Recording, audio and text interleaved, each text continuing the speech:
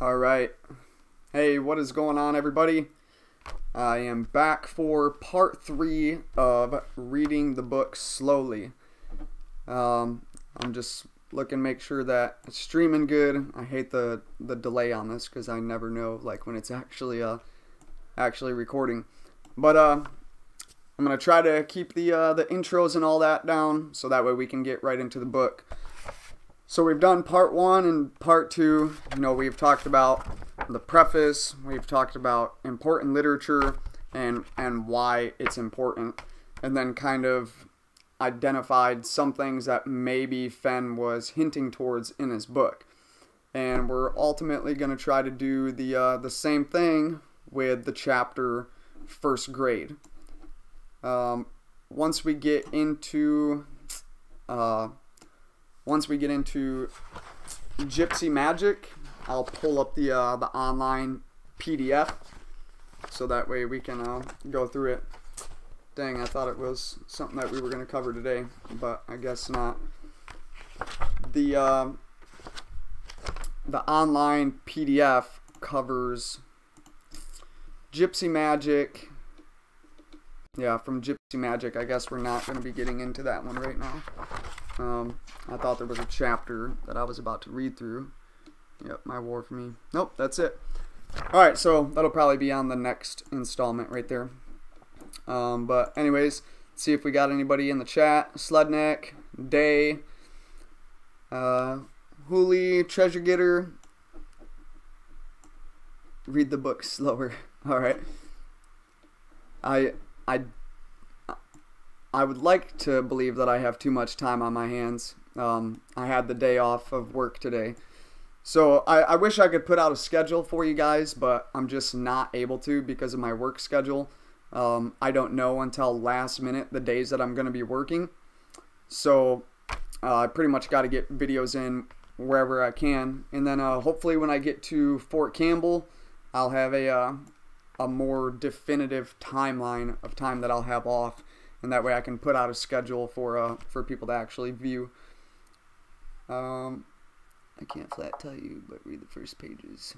First 13 pages really, really slow. I think it gets more a lot into just the 13 pages. And I'll tell you why I say that. So from everything that I'm reading in the book, and I could be completely wrong, but from what I'm reading in the book is I'm getting a picture, right? A mental picture of where the treasure chest is hidden.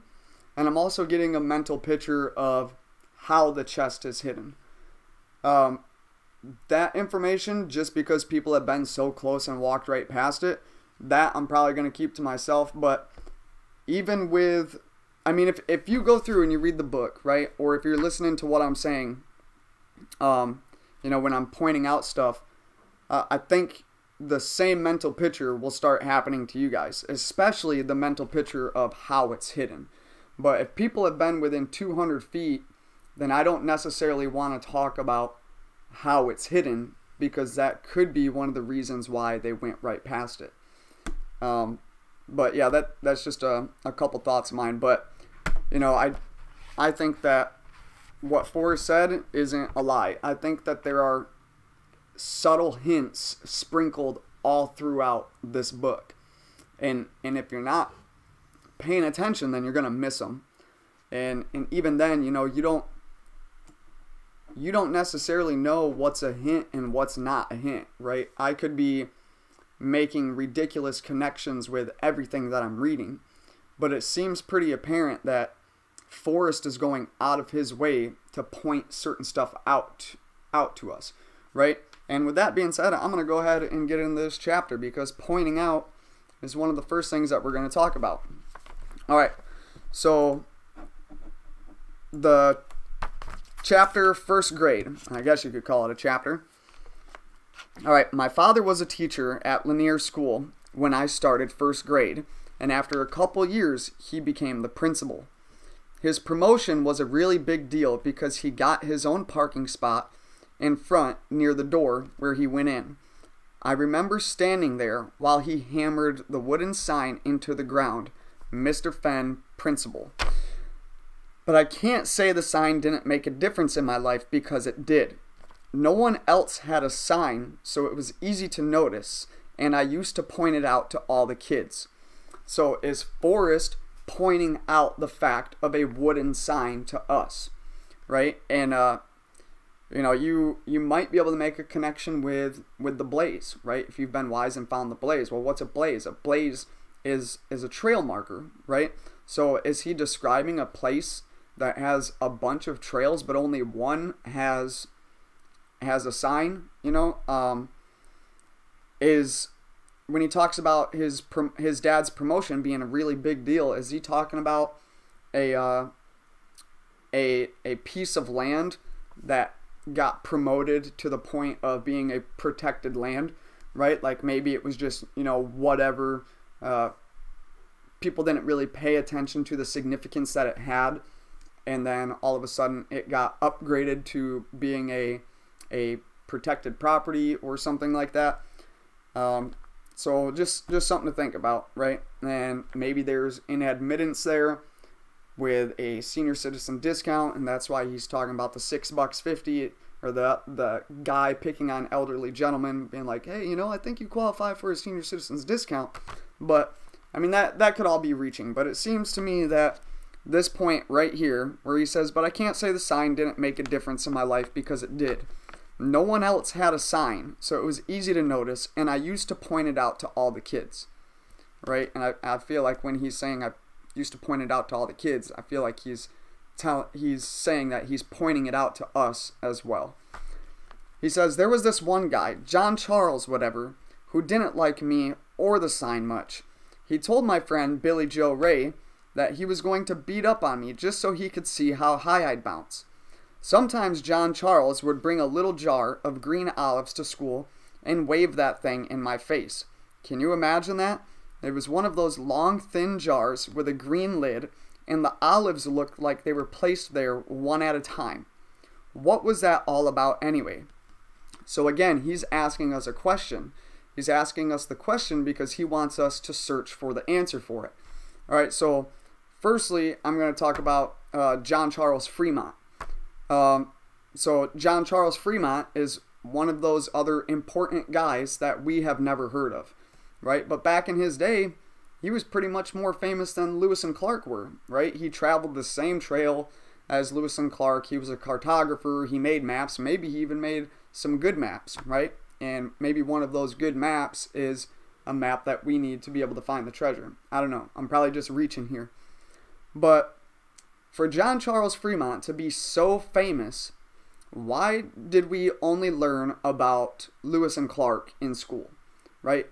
I don't recall the name John Charles Fremont whatsoever, right? Just like I recall here, obviously John Charles Fremont had a connection with the Oregon Trail and whatnot, and, you know, the whole out west pioneering exploration type stuff, but I've never heard of him, right? Just like those books, For Whom the Bell Tolls and The Great Gatsby. Obviously, I had heard of those books because they were, you know, talked about in school, just like the Oregon Trail's talked in school, but I had never heard of those authors, right? Ernest Hemingway or F. Scott Fitzgerald or J.D. Salinger for Catcher in the Rye.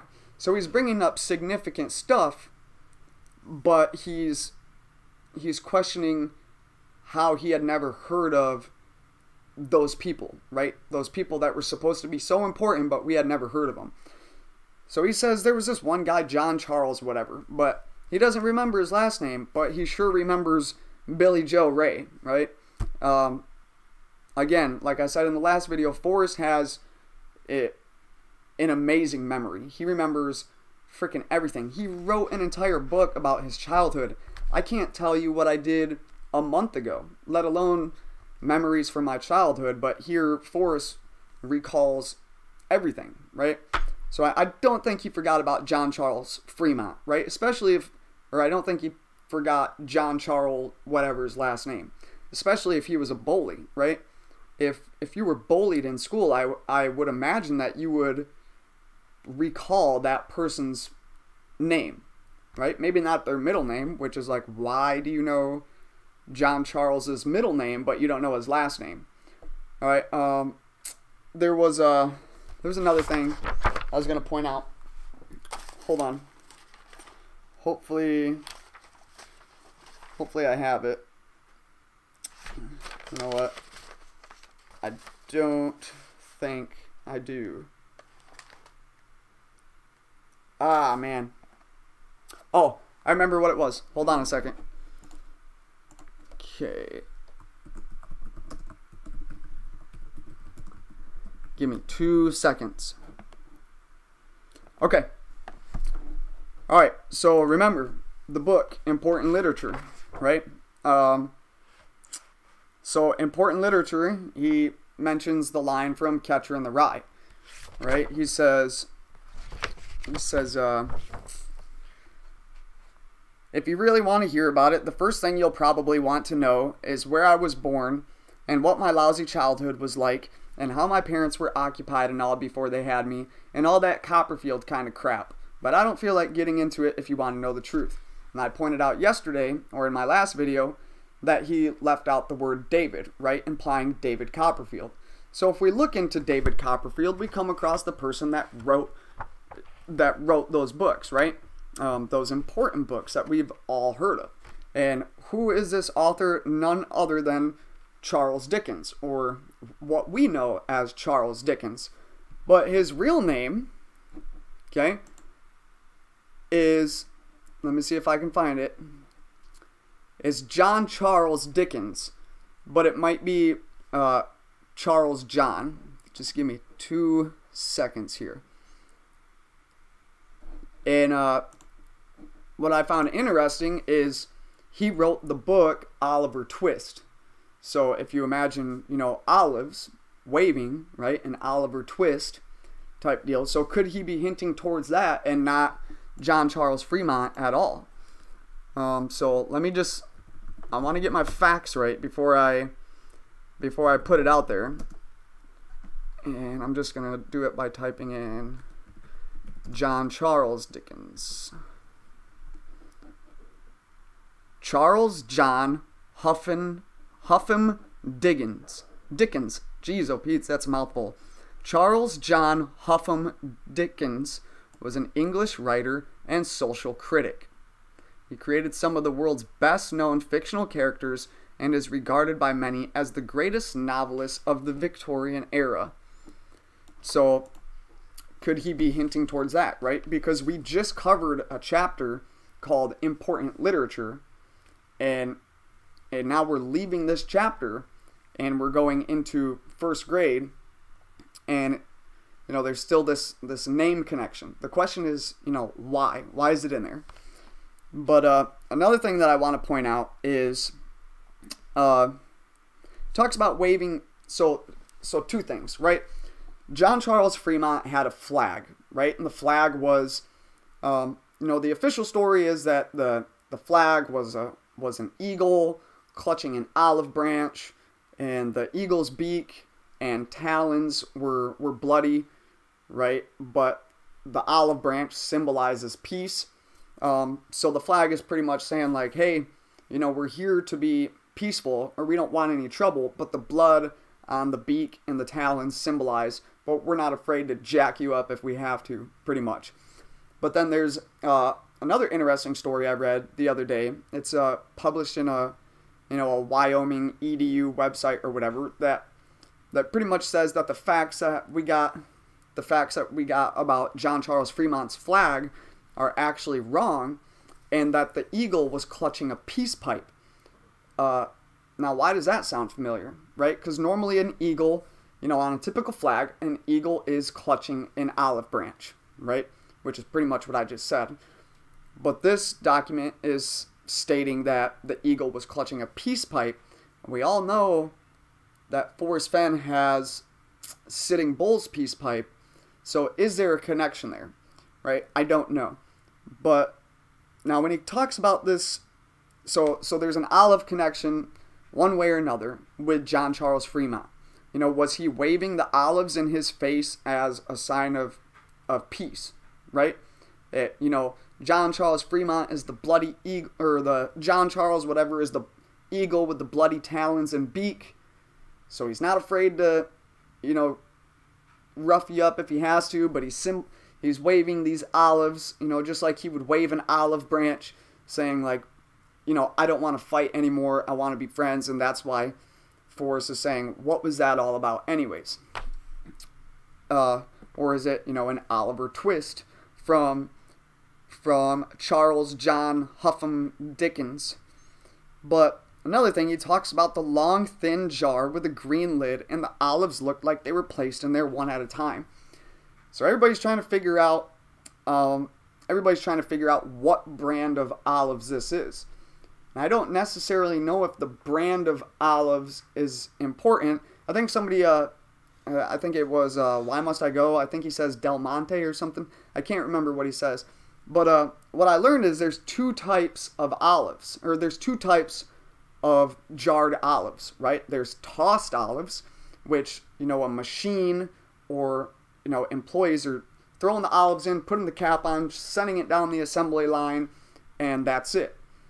But then there's what's called placed olives, and that's where the employees actually go in there and they're putting olives in one by hand with all of those what are they called, palmetto, or what, I don't know what they're called, those little red things in the olives, right? They're placed in there one by one, so all those red things are facing out to have a more aesthetically appealing look to it. The olives are exactly the same, but because of the artistic look of the placed olives, they sell, and the amount of time it took to put them in there, those olives sell for more than what the tossed olives sell for. Now, what does that sound a lot like, right? Just like Forrest talks about with his paintings, or the paintings that he would sell.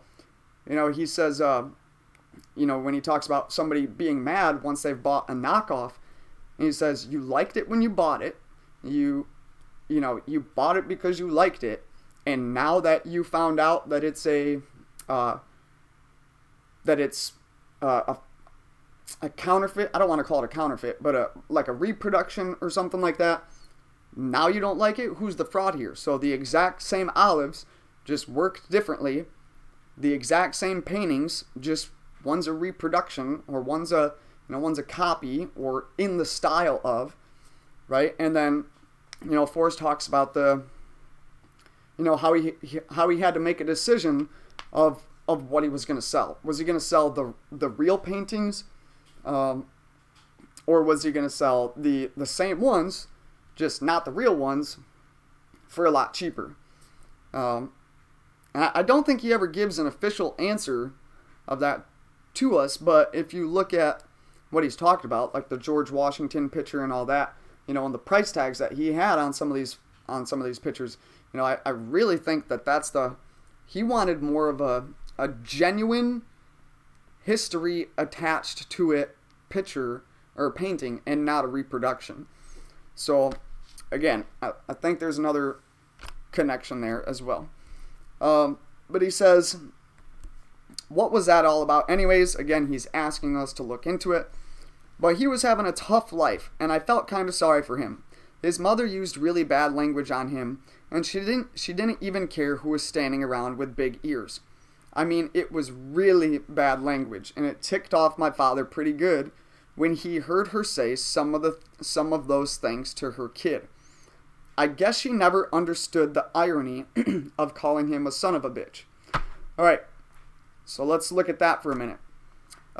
So John Charles Fremont was an illegitimate child, right? Meaning his mom and dad were never married. And that kind of followed John Charles Fremont around, you know, later on when he was trying to run for presidency, or when he was, you know, holding, you know, pursuing political offices and, you know, higher positions and stuff. People never forgot the fact that he was a bastard child. Now, is that necessarily the same as being a son of a bitch? So what we're going to do is we're going to Google that. You know, the whole, what we heard in elementary school, like, oh, a bitch is a female dog in heat, blah, blah, blah. Well, we're going to look it up, and we're going to find out right now. The female of the dog or some other carnivorous mammals, informal, often offensive, a malicious, spiteful, or overbearing woman. Okay, so that one sounds pretty fitting. something that is extremely difficult, objectionable, or unpleasant. Okay, like when you're in a tough situation. All right, to complain, to spoil or botch, to cheat, double cross, to complain of or about. So it sounds like only one of those definitions match, right? To be a malicious, spiteful, or overbearing woman. But I don't necessarily know if we could apply that to John Charles Fremont, because just because he was an illegitimate child doesn't necessarily mean that his mother was a malicious or spiteful or overbearing woman. But if we apply it to John Charles or Charles John Huffam Dickens, apparently there was this whole he was in a I don't want to call it a ward. You'll have to look it up yourself to know what I'm talking about, but pretty much Charles Dickens' dad was sent to a debtor's prison, right? Other countries have this prison where if you don't pay off your debt, you go to jail, right? Not just collections and have your credit score ruined and all that. They legitimately imprison you until your family can pay back the bills. But apparently Charles Dickens was sent somewhere to work, and when the dad was released from prison or something like that, then Charles Dickens was able to come back home, but it sounded like his mom really didn't want him back. Now, you'll have to read it yourself to know for sure if I'm interpreting this the right way. This is right off from Wikipedia. I'm not saying get all your information from Wikipedia, but it sounds like if you spent your life somewhere, right, try to work off your dad's debt, and then you're allowed to finally come back home and your mom didn't want you around, that really kind of sounds like something that would be a malicious or spiteful or mean woman, in my opinion. But again, illegitimate child, a mom that didn't want you around, both are John Charles. One has a connection with David Copperfield, the other has a connection with, Wyoming, the Oregon Trail, Lewis and Clark, that type of stuff. I would probably weigh on John Charles Fremont. But again, who knows? Anyways, I'm going to keep going. But my father talks sometimes about another old lunch bucket woman. Her name was Ora Mae, and I knew her from the halls. She seemed a little happy enough with her way of barely getting by, but she was always hiding out and smoking cigarettes with no names on them. Being a school janitor was a big deal, and I suppose that's what she was. She mostly just did odd things and cleaned. She was a little critical of our school's organization and sometimes mentioned things to the kids. My dad stopped liking her when he said that he was nothing but a cheap one-pony show. I never knew what that meant, but it must have been really bad because it made my father mad. My mother always took his side, so it was 2 against 1. Everyone knew my mother wasn't much in a fight, though. My father always said she wouldn't bite a hard biscuit if she was starving to death. That made her laugh. I have another video that's titled Secrets in the Book, right? I think it's a 2-part series. And that's where I talk about this affair that I believe Forrest is hinting towards in the book, right? But I mentioned in my first video of this series about this Ora Mae. And there's this woman called Ora Mae Washington.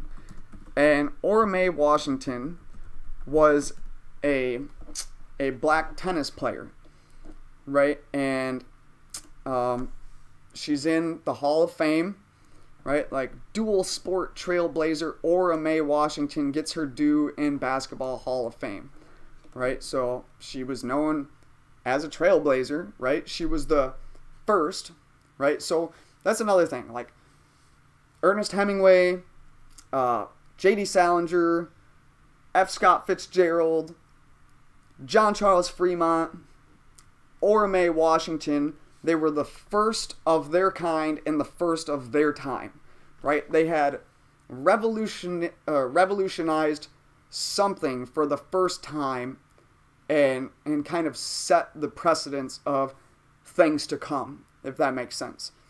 Same thing like Lewis and Clark, who he also talks about in the book. So he's pretty much saying the first of something, right? But anyways, so this woman, she was a black tennis player. She was inducted into Hall of Fames, and the basketball one wasn't up until recently. I think like 2 years ago or last year or something. But she was in one even previous to the 2010 release of this book. So when he says, "I knew her a little from the halls," it makes sense that he's talking about the halls of fame that she's in, right? And then it says, she seemed happy enough with her way of barely getting by. So when she was finally able to retire, she had just enough to continue life on, not living above means, but not being poor and living just above living paycheck to paycheck, pretty much, if that makes sense. She had a little apartment. She was pretty much all by herself or whatever. And it says, but being the school janitor was a big deal, and I suppose that's what she was. She mostly just did odd things and cleaned. So how do you suppose that somebody is a school janitor? It doesn't make much sense to me, right? She mostly just did odd things and clean. So when Ora Mae Washington was when she was a tennis player, right? When she was this professional athlete, during the time, there was still a lot of, equal opportunity rights that haven't been established, right? Still dealing with, segregation and all that, and, black players can't go against white players. There was actually a match that she was supposed to do against a white tennis player, and the lady called in sick or whatever, said she couldn't do it, and it never got rescheduled. And pretty much Ora Mae kind of criticized a whole bunch about the white versus blacks and the tennis association or whatever it's called, which really makes sense for her way, or when it says she was a little critical of our school's organization and sometimes mentioned things to the kids, right? She's protesting. She's making a stand. She's making her voice heard that she thinks it's a little ridiculous or whatever, right? She's a black frontiers woman for professional athletes, right? Saying like this needs to change or whatever. Now, when she was a tennis player, right? She's not treated the same way as like a white athlete was, and she's what's called a domestic, right? And a domestic means like she's pretty much working as an in-home janitor, nanny, cook, maid type deal in order to make ends meet, right? She's not necessarily getting paid, but this is how she's allowed to, live somewhat of a comfortable life. And that's like, hey, I'm this professional athlete, but in order for me to maintain my status and have a normal day-to-day life, I have to clean and do odd things and cook and whatever else for these other people that are helping me through my tennis profession, right? If that makes sense. So look up the word domestic, look up Ora Mae Washington, read this little part right here, and tell me if you think that sounds familiar, right? To me, it kind of all connects. It might be a reach, I don't know. My dad stopped liking her when she said that he was nothing but a cheap one-pony show. I never knew what that meant, but it must have been really bad because it made my father mad. Now, this was where I went into an accusation about an affair. Now, I'm not necessarily sure that I'm over the fact of there being an affair, but I'm starting to see other things as I'm reading the book. This one, nothing but a cheap one-pony show. I can't find nothing about it, right? I found like a one-trick pony, which, if you're talking about a one-pony show, if there's a pony show, then the pony is doing tricks, so maybe he's a one-trick pony, not a cheap one-pony show. But obviously, if a pony can do only one trick and you're paying to go see it, then you're probably not paying a lot because the payment will be really cheap. So you're paying a cheap ticket to go watch a pony do one trick, and that's a cheap one pony show. That might be a reach, but it makes sense to me. Then he says, you know, his mother always took his dad's side, but she wasn't much in a fight, right? She was a soft woman, you know, like she might take her husband's side because it's the right thing to do, but she can't really overpower somebody to get her point across, right? Because she wouldn't bite a hard biscuit if she was starving to death. You know, she couldn't throw a punch to save her life. She couldn't stand up for herself to, you know, to make a difference or whatever. Now I used to think that line, you know, 2 against, or where is it? My mother always took his side, so that was 2 against 1. Everyone knew that my mother wasn't much in a fight though, and I always thought it was that whole cheap one pony show was Ora Mae calling out Mr. Fenn, the principal, about having an affair, and the mother took his side. So now it was, you know, Mr. and Mrs. Fenn against Ora Mae, you know, and his mother wasn't gonna argue it too much. She was just gonna take her husband's side because at the time it was the right thing to do, right? You never left your husband back then. Didn't matter if they were like a raging alcoholic, a woman beater, an adulterer, you know, that type of stuff. It was highly frowned upon to leave your husband back then. So it might still be, the way that I read it still implies it, but I think that there might be a little bit something more. All right, and then the next page we have the school, you know, where all the kids, I'm sure you guys can probably pull up this photo. You know what, let's see if I can just pull it up right now, and that way I can just share linear school. Let me, I know it takes time when I do this. I should have all this prepared already, but you know what? I kind of like winging my videos, so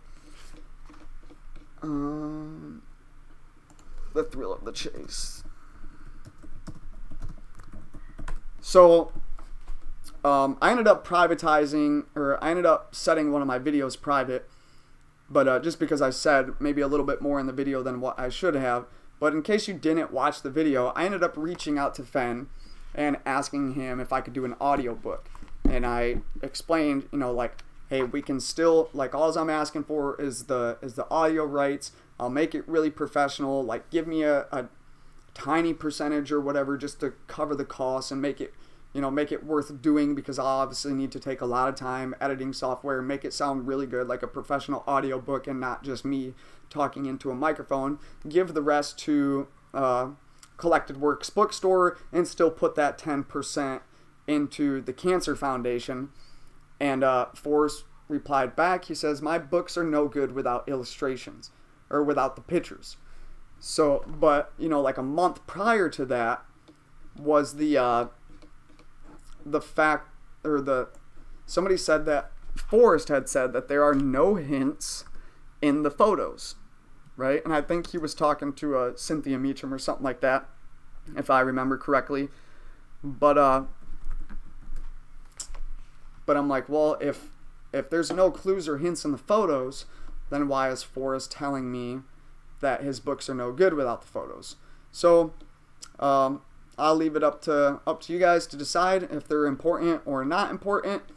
I can't seem to find this picture of him at his school, so hopefully I can be able to find the next photo that we go across. Alright, so moving on. No place for biddies. Alright, lots of people are always saying that youth shouldn't be wasted on the young. What a stupid thing to say. Of course youth should be wasted on the young. That's when kids start to be noticed as real people instead of just babies. Now, what does youth wasted on the young mean, right? He's saying that's when they start to be noticed as real people, is when they're young. But so what does wasting youth on the young really mean? I don't have an answer for that. I'm asking you guys that because I'm noticing it right now when I'm reading. But he gives us a for instance. For instance, I remember when I was about 8 and overheard 2 ladies talking. They were neighbors who lived down the block, and both thought they were better than me because they lived in a brick house. One said to the other, talking about me of course, he'd run away from home but he's not allowed to cross the street. And they laughed real hard and didn't even care who heard. How humiliating do you think that was for a kid my age? And sure enough, it had to happen at the big church social when everyone was there. Well, I didn't say anything out loud at the time, but I certainly remembered, and I've loathed those old biddies ever since. Alright, so this part, right? The first thing you gotta ask yourself is, why are 2 women talking about Forrest, right? Why are they whispering about Forrest, and why are they doing so at church, right? So that's telling me that there's something to gossip about. On top of that, what is their reasoning behind thinking that he would run away from home, but he's not allowed to cross the street?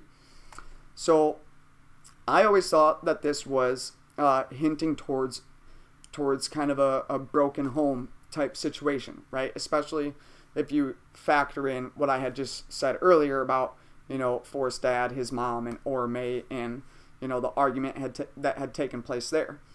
Now, is it simply because he doesn't live in a brick house? I don't tend to think so. Now, remember what I said about women would not leave their husbands back then, okay?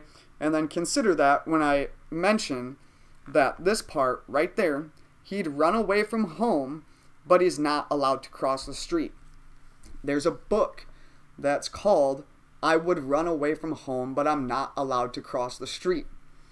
And it's about a women's women's liberation movement or something along those lines, right? Kind of like taking a feminist stand type deal. Imagine like back in the day, you're an oppressed woman or whatever, like you stay at home, you don't really work, you can't leave your husband, but you can't be independent of yourself or whatever. You'd run away from home, but you're not allowed to because it's frowned upon.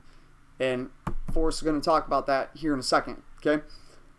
Now take that into consideration with what I had just said about Ora Mae Washington, right? Not only was she a woman, she was a black woman, so she couldn't be the professional athlete that she wanted to be, because not only was she black, she was actually a woman, right? During a time when, it was hard to be both. So you gotta question yourself and ask, are the women, is there a double meaning to this, right? Is Forrest referring to the book, or is Forrest referring to something that the women were legitimately gossiping about, right? And I tend to believe that he's referring to both of them, right? Otherwise, why would it be in the story, right? So what are they gossiping about? Why would he run away from home? It's not just because they live in a brick house, right? Now, it happened at the big church social. So if you find this book, I Would Run Away from Home, but I'm Not Allowed to Cross the Street, this takes place at a Baptist church potluck, right? Or in other words, a big church social, right? So it's kind of hinting towards the book, in my opinion. All right. Says, I've loathed those old biddies ever since. Now, just real quick for everybody to know, a biddy, a woman, especially an elder one, regarded as annoying or interfering. All right. Now he says, they were a lot older than me, probably at least 30. Now, is a biddy, does a 30-year-old woman by that, or does a 30-year-old woman by that definition that I just read sound like a biddy, right? They're annoying or interfering, but are they an elderly woman? They're older than him, but are they elderly? I don't know. Then he says, they were a lot older than me, probably at least 30, and both were married, although I can't imagine how they put that together. How intimate they were with their husbands is probably a matter of academic dispute anyways, because the tall one was the best excuse I could think of for zero population growth.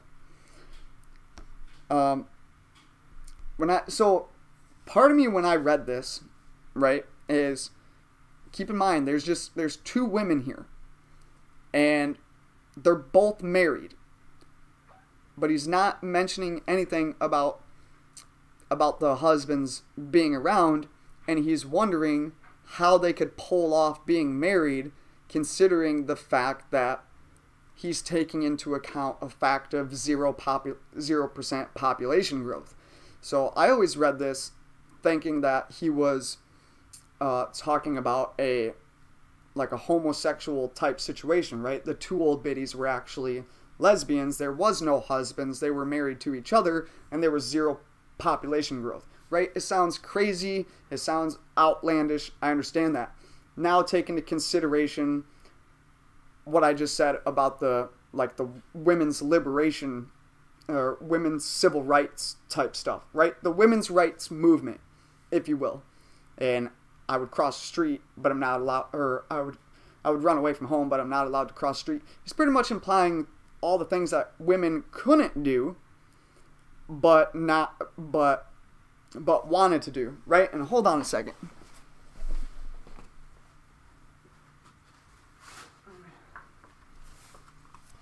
I'm gonna bring something up right here. We got my Once Upon a While, okay?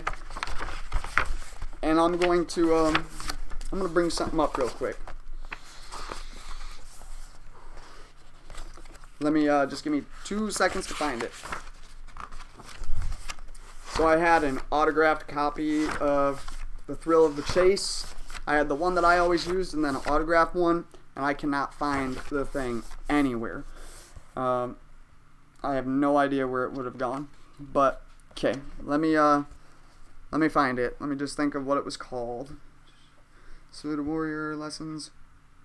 So if you don't have Too Far to Walk or Once Upon a While, I think you should get them, because they are really interesting. Man, what was it called? Just bear with me. I know I should have had all this prepared, but just bear with me for a second, because I think it'll be important. Price of Freedom, Parting with Suzanne Summers,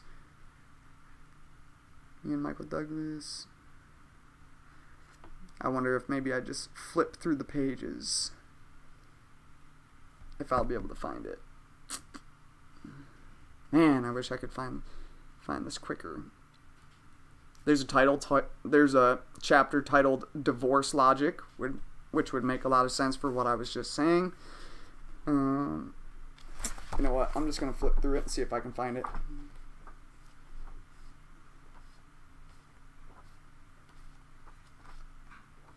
Man, I wish if somebody knows the chapter that I'm talking about, he meets that extreme feminist in the hotel lobby, and they end up getting a drink together. If anybody knows the chapter that I'm talking about, I can't remember if it's in Too Far to Walk or if it's in Once Upon a While. So if any of you guys know which one I'm referring to,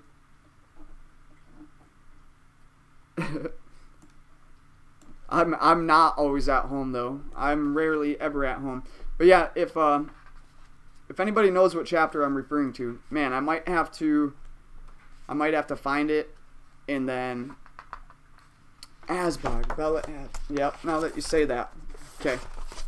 Thank you very much for that. Is it in Too Far to Walk, or what you train those Rangers about? How to be good soldiers in tactics. Hold on. So it was the second book. So that tells me that it's Too Far to Walk. And yeah, that's why I am not able to come up with with videos as often as I would like to, because I'm rarely ever at home. All right, Bela Abzug. Where is this at? This is taking too long for me to find. Second book.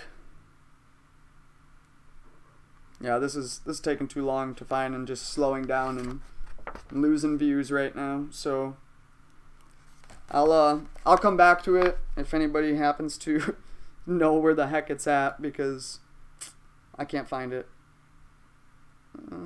Yep, I'm gonna set it aside. But anyways, he talks about how he meets up with this woman in a hotel lobby that is like an extreme feminist, and he's asked, or there's an argument about should women have the same rights as men, and it turns, you lost me big time.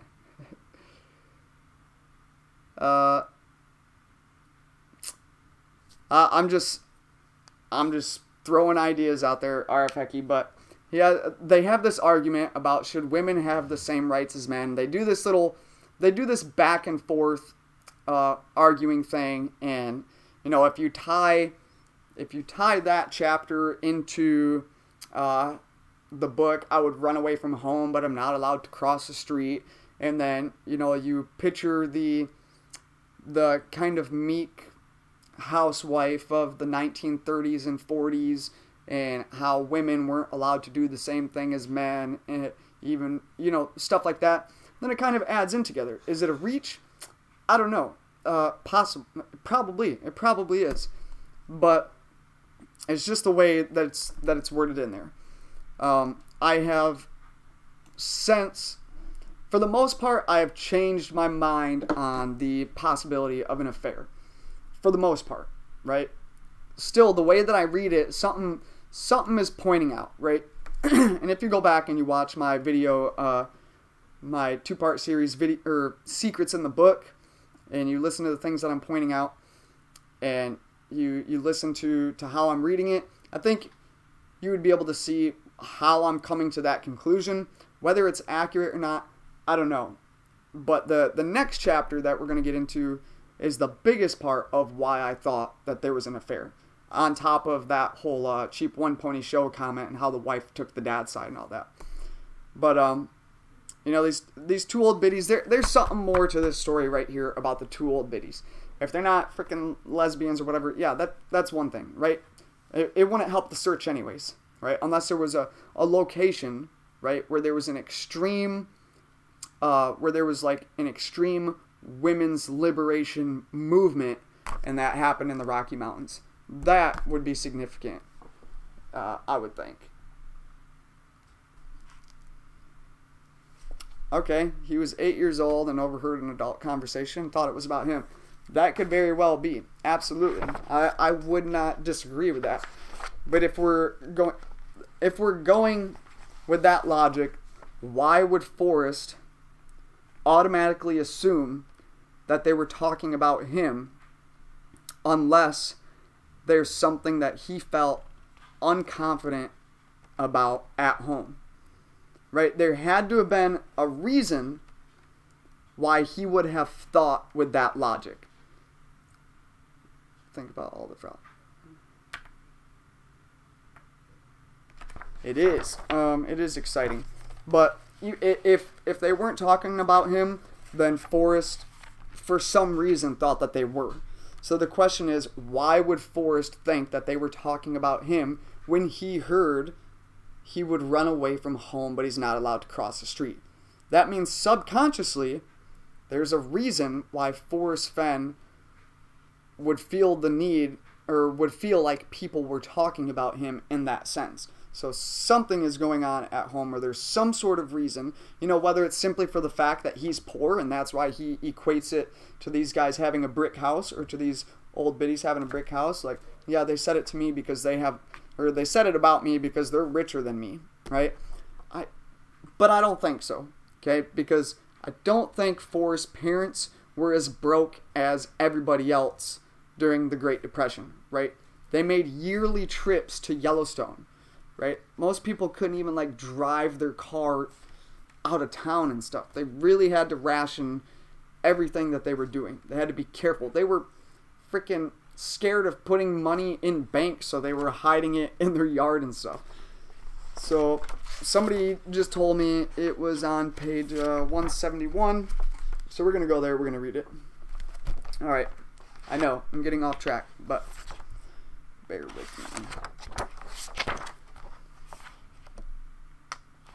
me. All right. Lessons from Bela Abzug. A number of years ago, when I had a gallery in Santa Fe, I went to L.A. on business and stayed overnight at the Beverly Wilshire Hotel. The evening was spent cruising up and down Hollywood Boulevard, snacking and salooning with my friend Steve Rose, who owned the Baltimore Gallery. Actually, I'm going to have to find what I want to read out here. I'm not sure if this is one of the scrapbooks that were published, and I don't want to have my videos removed. But he goes to the hotel lobby. He meets Bela Abzug. He talks about her appearance. She wore a wide-rimmed hat. It made her look shorter, and she was already short. And he recognized her immediately. It says she was the first Jewish state congresswoman. So again, another frontierswoman, okay, and a severe feminist. It was all right with him, and he had seen her on television, where she beat up a male witness, and I guess her fellow council personnel had to like intervene and calm her. I guess they were all embarrassed, and the word censor came to mind. But they had a few Forrest had a few glasses of wine, and he approached her and he asked her, "You're Bela Abzug, right?" And she got all defensive and says, "Yes, I am," you know.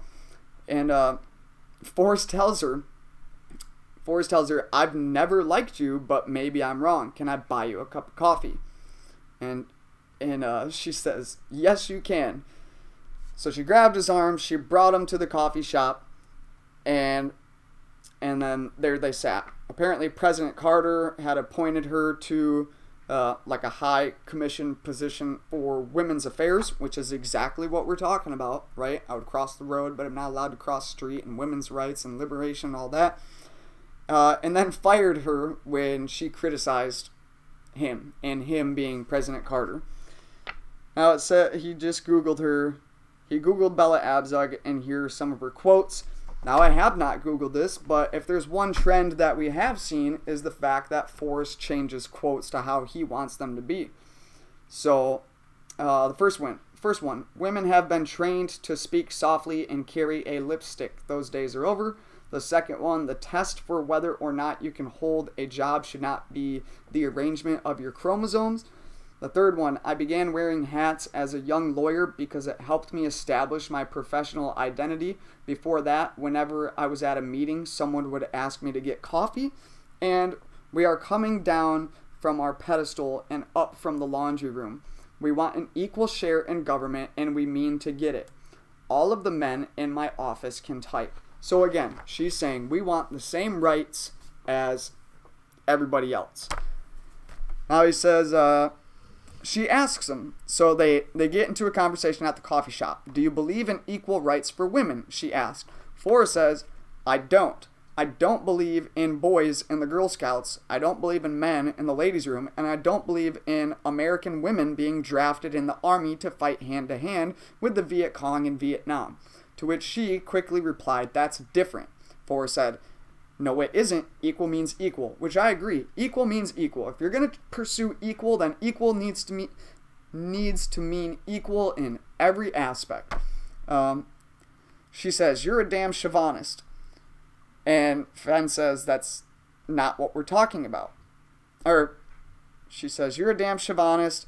Then she says, "That's not what we're talking about." Fenn says, "Yes, it is. Everything is on the table." And she says, "You sound like a damn lawyer." He says, "So you hate women and lawyers both." Then she says, "You're putting words in my mouth." He says, and then she says, "Someone has to help you."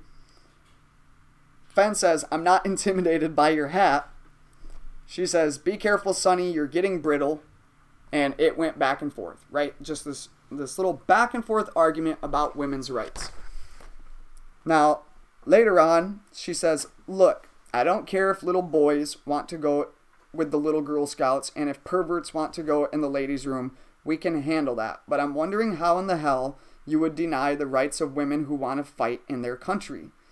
Whose side are you on, for Christ's sake?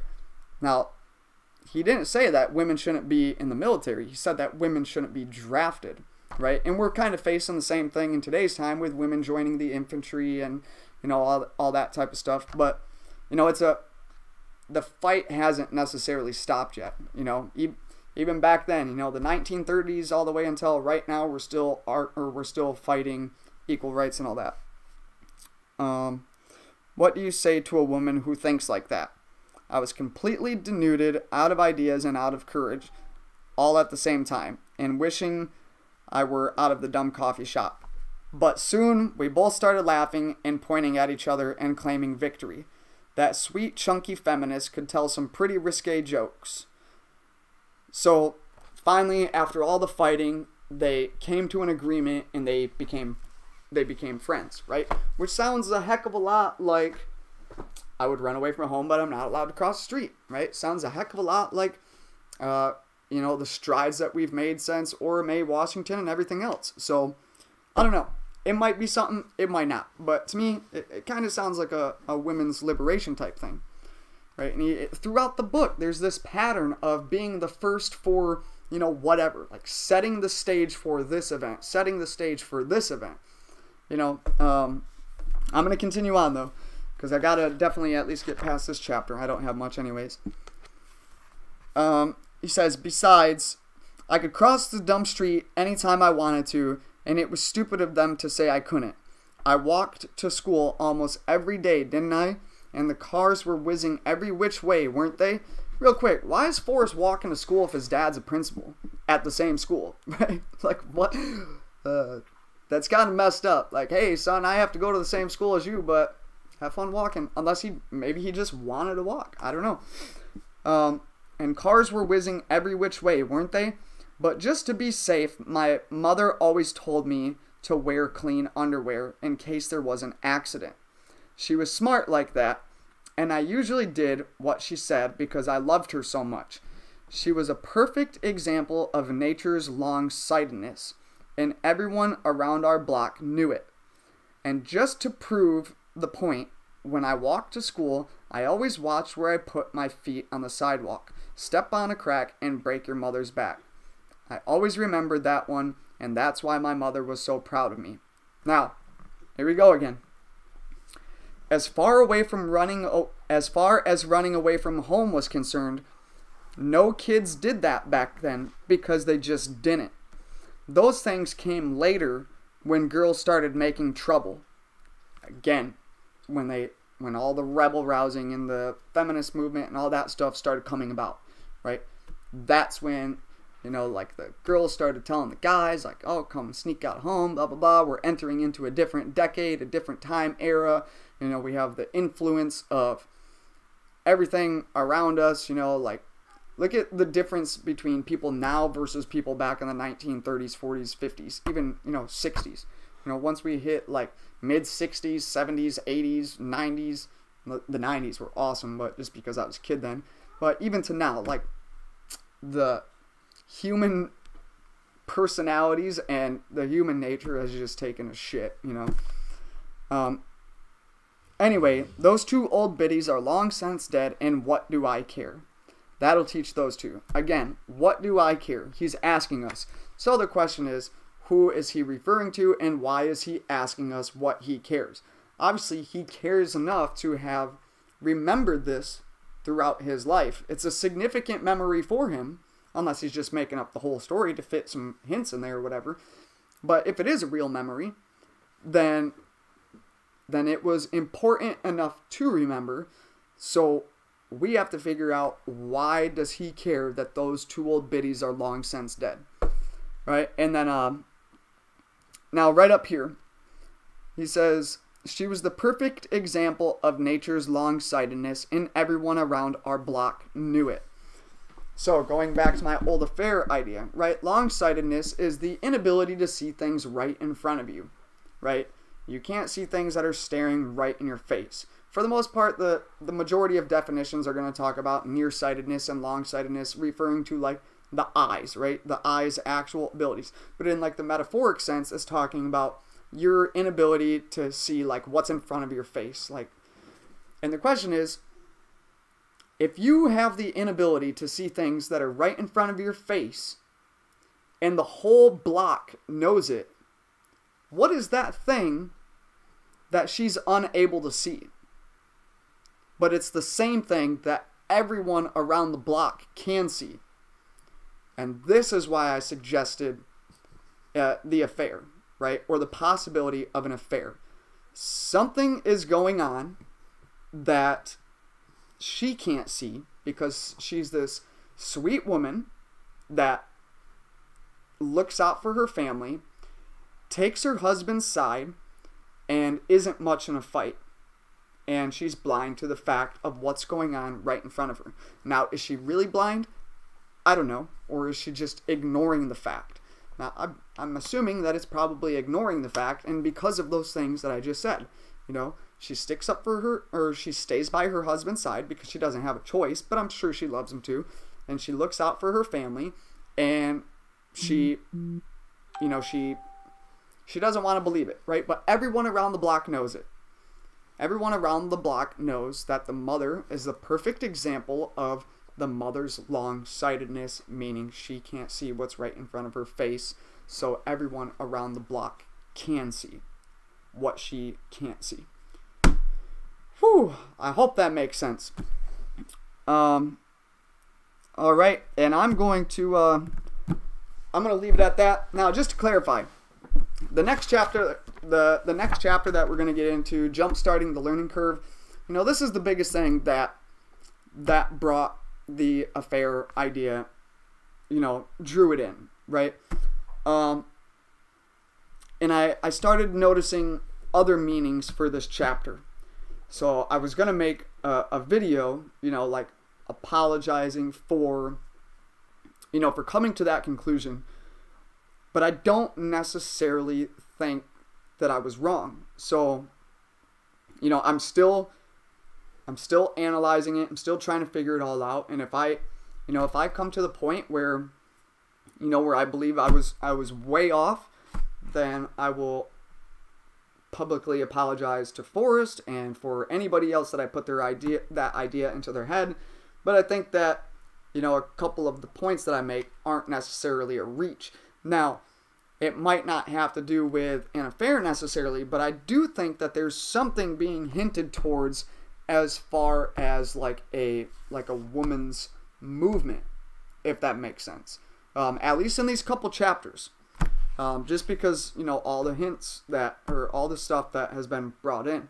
I could be completely wrong, and you know what? I probably am. And as far as I'm concerned, we're all going to be wrong until somebody is able to decipher this book completely and go find the chest. And then we can hopefully ask them, like, you know, what's the stuff that you found in the book? How did it relate to the poem? Blah, blah, blah. But I kind of ended up starting to talk about personalities and not talking about the mental picture of the place. But go back through, read No Place for Biddies, look at things like he'd run away from home, but he's not allowed to cross the street, and consider, you know, is the home of Brown, and you need to cross the street, or maybe you're not supposed to cross the street, and just, you know, little stuff like that. These mental images that he's painting in the head, right? Here's the home, here's the street, and you want to run away, but you can't cross. Well, you might not be able to cross, but you can still go left and you can still go right and run away from home. So, you know, Forrest told us, use our imagination. So, I already read it yesterday. I read the definition of imagination, and I read the definition of a maverick. And Forrest has told us that we have to have imagination, we have to be a maverick. So, read up what resolve means, read up what imagination means, read up what a maverick is, read up what simplify means, come up with your own idea of all those words, and then let me know what you think we have to do. Because I feel like I have a pretty good idea of what Forrest is telling us that we have to do, The problem is I'm just not able to do it. I have, over the time of growing up, I have lost my imagination. My knowledge gets in front of my imagination, right? I can't play pretend anymore like I used to be. And I really think that that's what we need to do. He says, read the poem like you're trying to put an X on the map. So, do we not really need to put an X on the map? And do we just need to use our imagination and stop thinking about what warm waters is and stuff like that? But other than that, I am going to sign off. I'm gonna read these comments real quick, see if I miss anything. I don't see at Randy Greenway. Oh, okay, that was the too far to walk. Anything good go on in the chat? Not that nothing would have gone, but I appreciate everybody that came in here. I have gained 48 subscribers in the last 28 days, so that's pretty awesome. You know, maybe I'll put a little subscriber, little tick mark thing right up here, whatever, like a goal. Put it at 500, and every time I get a subscriber, I'll update it. You guys can see how close I'm getting, you know. But I think it's important to set goals for yourself and, you know, have people that are willing to support you in that goal. So let me know your guys' comments. Again, here's my usual, you know, comment, like, subscribe, email me at fenntreasurethoughts@gmail.com. And if you think I'm way off, or you think I need to go back and read a certain line or something, you know, comment it below or send me an email. You know, let me know what you really think, because you know, like I said, my imagination's not that great, and I might be completely blowing this out of proportion, right? I'm just trying to look at the words that are used, the context that it's in, and then the overall summary of everything that I just read, and form an idea or opinion about it, right? Real quick, so that chapter title was called No Place for Biddies. But biddies were at that place. So he's saying that place is no place for women, right? Which kind of, again, goes along with what I was just saying. But anyways, I am going to head off. What do you think about Forrest Fenn words in the last year? What words? You talking about his words of the day? I don't read them. I don't read the scrapbooks. Besides what scrapbooks he put into the books, you know, Once Upon a While and Too Far to Walk.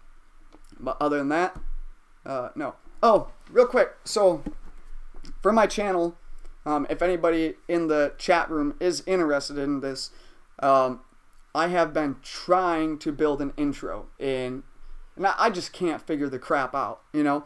So I'm thinking about having some sort of, you know, contest or whatever. I mean, it's not going to be anything crazy, like maybe like a metal detecting find, or maybe, you know, if you guys throw out your ideas or whatever. But what I'm trying to do is, if there are tech savvy people out there, or if anybody has a good idea about, or good idea of what an intro should be on my type of channel, and is able to throw it together, then with these, if they put it together, whatever, then the intro that I pick doesn't have to be long, like 10-15 seconds long or whatever.